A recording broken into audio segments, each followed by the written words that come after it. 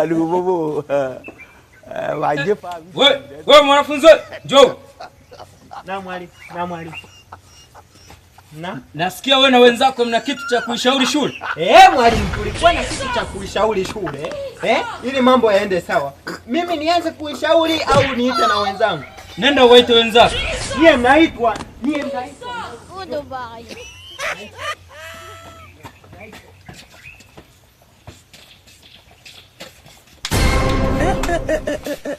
Aduh bobo. Wajib video. Wewe sogea pale. Njoo wewe ni wa mwisho wewe. Nasikia mna kitu cha kuishauri shule kama vijana na wanafunzi wetu. Yes sir. Ngoja nianze na wewe.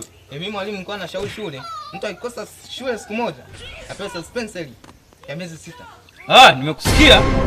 Twende kwako. Unashauri nini shule? Mimi nilikuwa nashauri tuletee walimu wa kike wapashe kutufundisha. Twende kwako kijana. Mimi mwalimu, unanisikia mwalimu? Mimi hapa nilikuwa naomba kwamba shule pajengwe guest.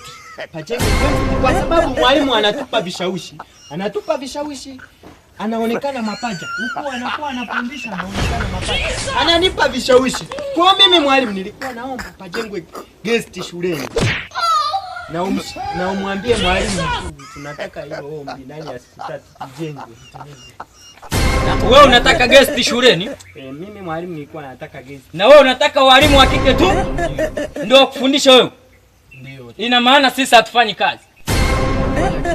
Na wewe tukiwapa suspension ya miezi 6 tutawafundisha wakina nani? Mwalimu, kwanza mimi nilikuwa naomba mtu akipewa suspension akose miaka 6.